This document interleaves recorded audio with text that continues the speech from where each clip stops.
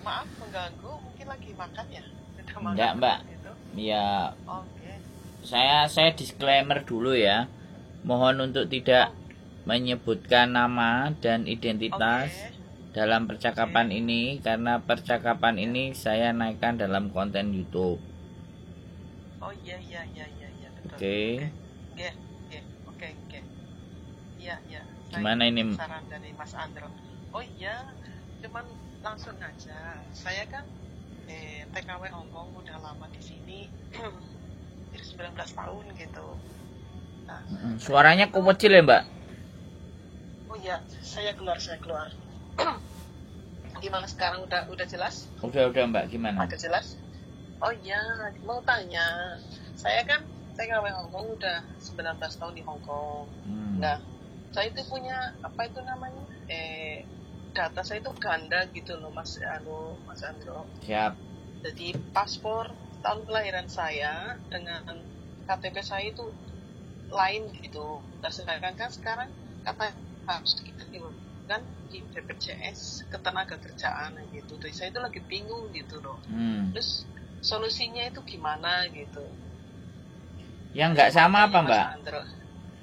Tahun kelahiran. Yang nggak sama mana sama mana? Apa sama apa? Tahun kelahiran saya lahirnya kan 1970, tapi di paspor 1972 gitu. Jadi paspornya yang nggak sama ya? Betul. Sama KTP Indonesia? Ya. Kalau saya kan ya monggo. Kalau saya begini ya, Mbak. Kalau toh pun tidak sama, itu tidak menjadi persoalan. Gitu. Sampai tinggal samakan aja sama paspor. Jadi yang jadi acuan paspor. Iya, tapi saya udah mencoba yang di online itu loh. Tapi itu nggak bisa terus gitu loh. Ya, gagal terus gitu. Soalnya kemarin teman-teman kita sarankan daftar linknya, habis itu memilih ke Hongkong, kemudian yang dipilih adalah paspor. Kan ada KTP Indonesia apa ya, penting itu loh. Iya, sampean milih paspor, sampean pilih paspor. Oh, nicknya itu nggak usah. Nggak usah diisi. Pilih aja yang paspor. Ya betul. Karena kan keperluan kita adalah BPJS-nya kan yang sesuai kan dengan paspor, bukan KTP. Oh gitu. Kalau ketenaga kerjaan kita, tenaga kerjanya di Indonesia ya kita pakai KTP, tapi kan kita di luar negeri ya nggak apa-apa, patokannya yang paspor Hongkong aja boleh. Oh gitu. Jadi berhasil soalnya aja yang itu nick. nggak usah diisi. Kemarin teman-teman juga yang minta nanya ke saya, aku bilang aku semuanya saranin arahkan ke paspor. Oh gitu. Iya, makasih. Nggak ada masalah itu, aman. Sampai coba nanti masuk itu. Iya. Nanti kalau nggak masuk kasih tahu aja. Oh iya, makasih sebelumnya. Soalnya bingung gitu. Udah lama di Hongkong tapi nggak pernah kita baik-baik saja gitu sih. Cuman kalau ada masalah jadi kayaknya itu panik gitu. Iya. Sampai 19 tahun loh di Hongkong. Alhamdulillah. Harusnya yang harusnya nanya kan saya nanya ke sampean tuh, bener nggak? Loh, saya ini bodoh, udah tua apa ya, kurang wawasan. Kalau jenengan kan orang masih muda, alhamdulillah, masih mungkin kayak anak saya apa ya. Saya udah punya cucu banyak 3. Enggak gini loh. Gitu. Gini loh, Bu. Mungkin untuk urusan hal semacam ini sampean nggak ngerti ya. Tapi untuk ngadepi majikan itu kan sampean lebih tatak toh. Sampean lebih tahu orang Hongkong itu bagaimana. Orang Hongkong itu seperti apa. Nah itu ilmu. Kayak macan tutul. Nah itu ilmu. Jadi orang yang udah kayak sampean yang hampir 19 tahun itu, setidaknya kalau saya kontenin itu ceritanya adalah bagaimana sih karakternya orang Hongkong. Dan sampean 19 tahun itu sudah berapa kali ganti majikan atau satu majikan, atau majikan tetap? Nah, kali. Yang satu 4 tahun meninggal, majikan saya kena sakit atau itu cancer. Terus akhirnya yang terakhir ini udah 15 tahun alhamdulillah. Jadi majikan 2. Ya, yang namanya majikan ngomong itu kalau udah tahu artinya ya baiklah, tapi ya jangan tanya, mentalnya itu harus baca, pokoknya nangis sudah biasa yang diarani kayak nggak punya apa, pokoknya ya harus siap mental lahir batin loh gitu kalau kerja di Hongkong itu. Nah itu loh, jadi kita ngomongnya siap mental lahir batin. Yang lahir batinnya itu yang kayak gimana? Persiapan lahir batin itu yang seperti apa? Itu kan nggak semuanya orang bisa menggambarkan gitu loh. Makanya kan ngobrol sama saya kan setidaknya sampean harus siap lahir batin. Lahir batin yang kayak gimana yang harus disiapkan untuk menghadapi Hongkong, gimana kira-kira coba? Iya, pokoknya ngadepin, kalau saya pribadi ngadepin orang Hongkong itu pertama kali ya kita kan harus tahu bahasa itu. Biar komunikasi dengan orang itu, terutama majikan itu bisa saling ngerti gitu. Kalau kita kurang bahasa, komunikasi dengan terutama majikan apa orang lansia itu kurang, itu apa ya, kadang-kadang itu yang disalahkan itu kita loh sebagai pembantu gitu. Terus ya nanti yang dikatain maaf ya, dikatain kayak orang gila ya, orang goblok lah, orang apa, itu udah biasa kepakanan sehari-hari saya di sini gitu. Jadi itu mental itu benar-benar digembleng lah kalau di Hongkong itu. Jadi bukan karena ingin ke Hongkong lihat pamer, bukan pamer ya, mungkin orang kan libur kan perlu juga refreshing gitu ya. Sering lihat di TikTok itu, tapi sebenarnya itu kalau udah balik ke rumah majikannya kita udah harus siap mental nanti kalau majikan gimana gitu. Yang penting kita nggak usah terlalu banyak lawan gitu loh, selagi mereka nggak main tangan atau apa ya. Kalau aku sendiri gitu loh bisa bertahannya kayak gitu. Dia alhamdulillah majikan yang sekarang ya bukannya nurut sih, ya bisa menghargai saya sebagai keluarga sendiri kan. Tapi ya perjuangannya ya lama gitu. Dan nggak baperan ya? Alhamdulillah. Nggak, maksud saya bukan alhamdulillah dan nggak harus baperan gitu loh. Ini kita bicara ditonton sama teman-teman. Jadi sampean yang sudah 19 tahun itu tips, resep itu bagaimana gitu loh. Itu loh yang dibutuhkan gitu loh. Yang dibutuhkan buat teman-teman akhir supaya bisa bertahan kayak sampean sampai 19 tahun dan nggak tahu kapan mau mutusin pulangnya kan kayak gitu loh, Bu. Iya, soalnya kan ya, kalau pertama di Hongkong itu terutama ya kalau bahasa itu bahasa itu penting. Yang kedua itu jujur.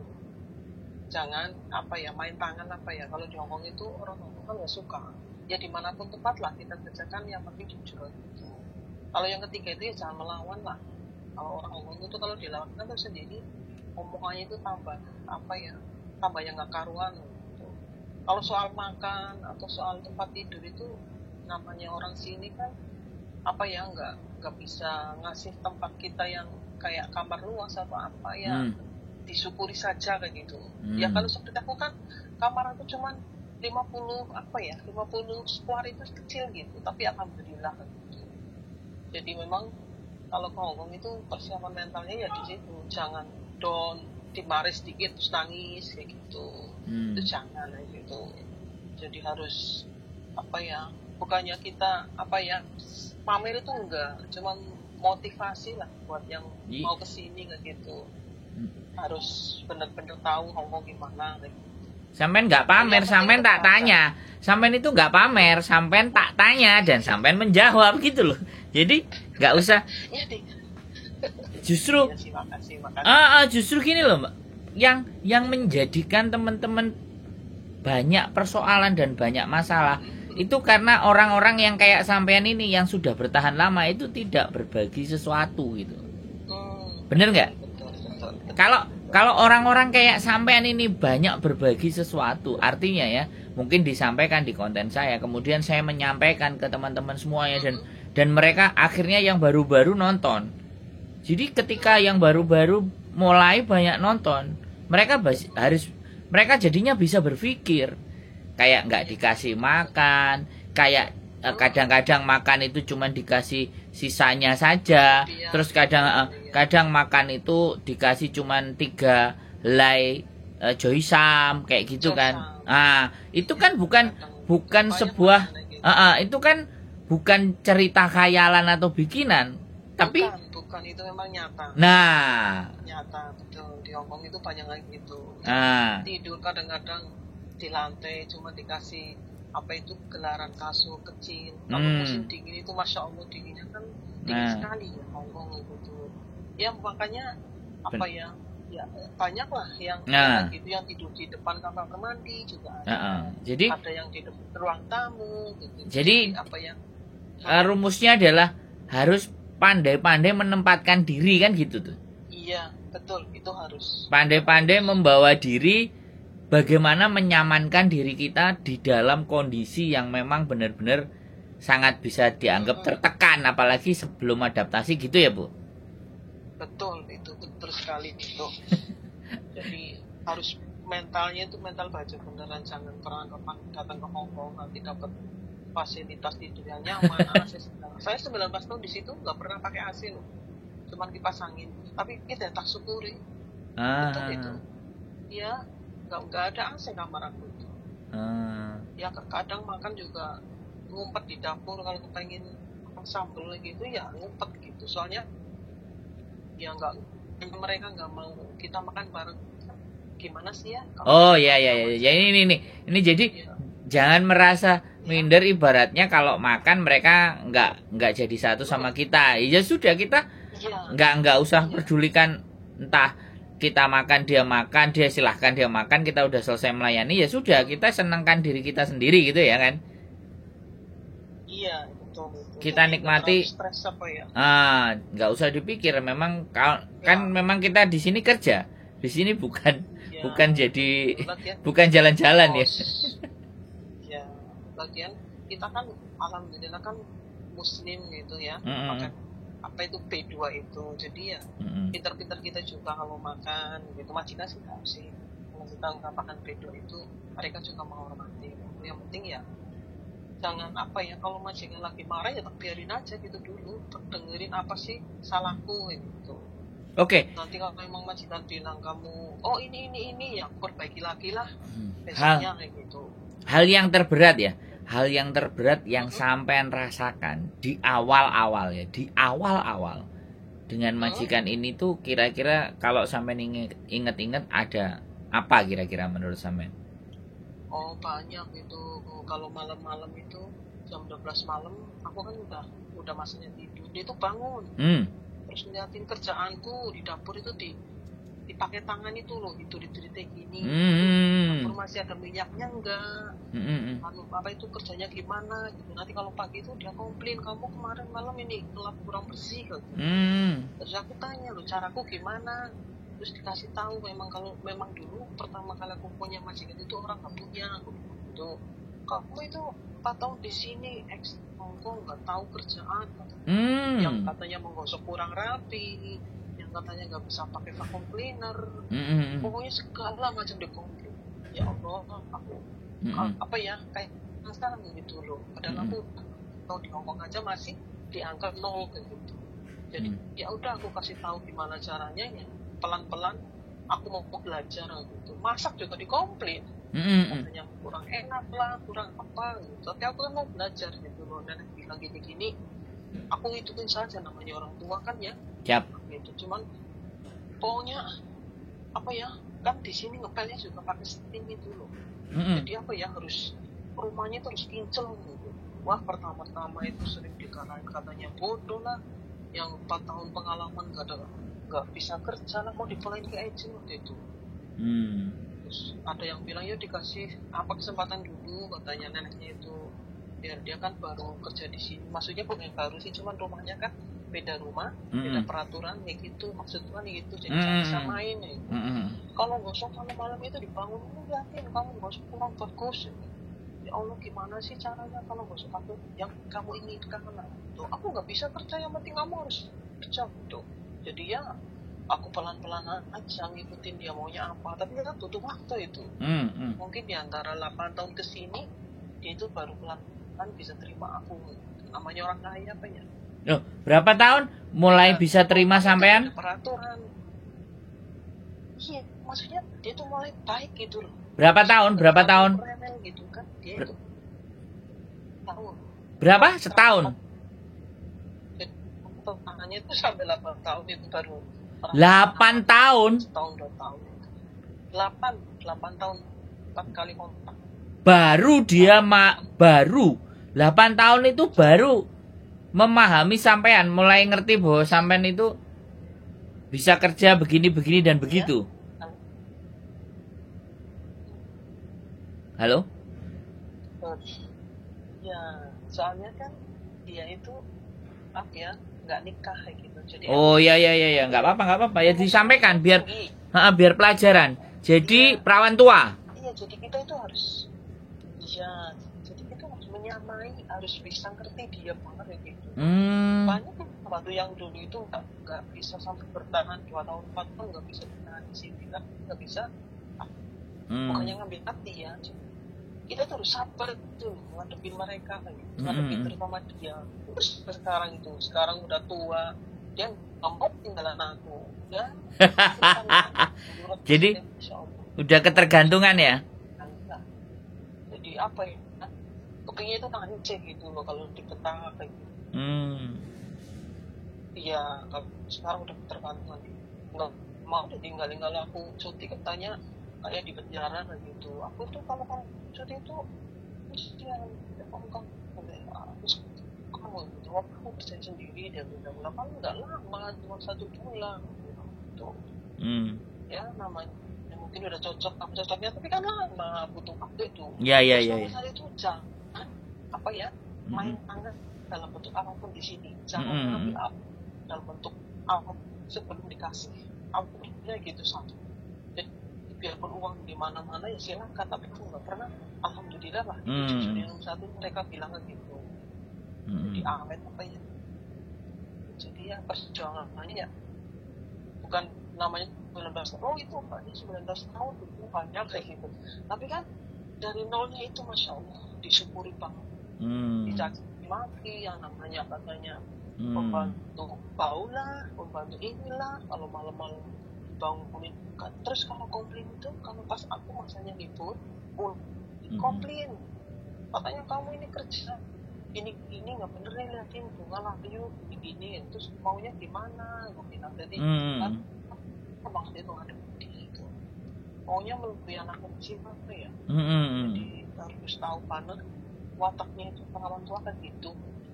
Dulu kan aku waktu yang jaga lo yang kedua itu apa ya, orang cacat apa ya, jadi gak banyak ngomong gitu. Jadi iya. Aku itu kurang gitu. Katanya kamu di sini 4 tahun bahasa tidak bisa, nyetrika nggak bisa, apa nggak bisa gitu. Aku yang jawab cuman maaf karena dulu rumah majikan itu segala macamnya itu sederhana, nyuci aja pakai tangan itu bodoh ya Allah, sampai sekarang itu masih inget itu bodoh. Tapi ya tahan-tahanin sampai sekarang. Nah tahan-tahanin aku rumah potongan lagi nanti gimana gitu, keluarga gimana, jadi menikmati di situ. Ya alhamdulillah sampai sekarang dia yang bisa ngasih aku sama 19 tahun itu bukan perjuangan apa ya, sederhana atau mudah kan gitu. Jadi ya buat mbak-mbaknya yang pada mau ke Hongkong ini ya harus siap, terutama satu bahasa, karena kalau kita bisa berkomunikasi insya Allah nggak terlalu banyak masalah. Terus jangan panjang tangan di sini, apa yang mau ngambil ini itu. Terus masalah utang, alhamdulillah aku selama 19 tahun di Hongkong itu cuma utang dulu apa itu namanya waktu potongan apa ya, nah, itu prim ya itu utang itu. Tapi kalau namanya yang utang bank segala macam, alhamdulillah aku tuh enggak sampai sekarang. Jadi ya pokoknya ya majikan juga bilang katanya paspor pegang aku apa kayaknya itu fungsi gitu. Jadi aku percaya karena kamu itu nggak berani gunakan untuk utang gitu. Jadi itu emang jaga kepercayaan ya. Nggak suka sih kalau kita itu utang bank itu nggak suka. Jaga kepercayaan itu harus gitu. Jangan sampai mereka percaya penuh kepada kita disalahgunakan. Itu enggak. Uang belanja aja sampai sekarang alhamdulillah dipercayakan aku itu penuh, nggak pernah mau dikasih nolak. Itu saking percayanya kita jangan menyalahgunakan itu, alhamdulillah ya insya Allah selamat. Siap. Jadi pokoknya ya buat bapaknya yang pada masih baru di Hongkong, terus apa Hongkong biar komunikasinya terus jika bagus kan, jadi kerjanya juga terus gitu. Nanti nggak bisa ngomong, disuruh ini kerjanya, disuruh ngerjain saya kan majikan lama-lama kan didongkol gitu. Jadi terutama itu jangan banyak tangan lah, jangan utang bang atau apa sih. Aku sih nggak mau tahu ya itu utang bang udah lama, tapi ya kalau nggak penting banget jangan. Kita orang hidup kan nggak tahu punya apa gitu. Ya mudah-mudahan saja lah obrolan aku kali ini ya bisa membantu buat temen. Siap. Mendengarkan. Siap. Jujur itu nomor 1 di Hongkong gitu. Siap. Ya, juga terima kasih sekali sama Mas Andro bisa nerima teleponku. Terus insya Allah bisa nanti masalah BPJS bisa clear. Pokoknya telepon lagi nanti kalau nggak bisa. Kalau nggak bisa telepon lagi. Lagi malam. Ya, terima kasih sekali sebelumnya Mas Andro. Siap, sehat selalu. Sehat selalu. Anda, tetap. Alhamdulillah itu harus nomor satu sehat. Siap, siap, sehat selalu. Tetap semangat. Kalau kita sehat, amin, itu terus mudah-mudahan aja nanti lain kali, insya Allah nanti kalau udah clear aku bisa download itu BPJS nanti teman lagi. Aku juga terima kasih sama temanku.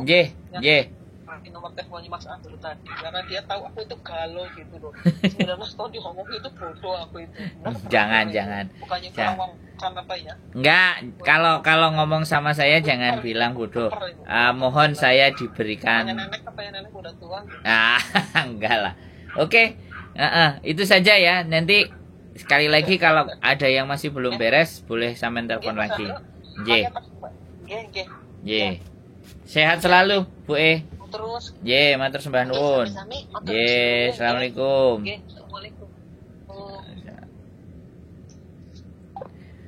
Oke, buat teman-teman semuanya sekali lagi ya, 19 tahun ya. Perjalanan di Hongkong itu tidak semudah yang dibayangin. Jadi ibunya tadi cerita 4 kontrak itu baru majikan itu sadar dan paham bahwa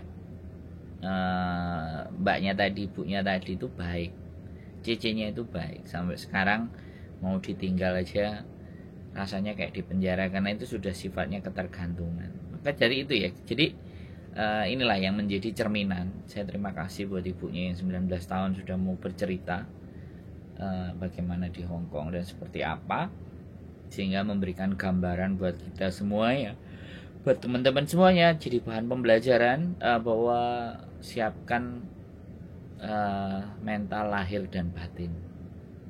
Jadi itu, jadi tidak ada sesuatu yang tidak bisa ditaklukkan. Hongkong itu sangat bisa ditaklukkan dengan kebesaran hati, dengan keikhlasan, dengan kita sadar kita di sini ngapain, mau apa. Jadi pastinya ya sukses buat kalian semuanya. Mudah-mudahan cerita ini bisa menjadi inspirasi buat kalian semuanya. Dan tetap semangat, keep stay tune my YouTube channel, and see you next video. Bye bye.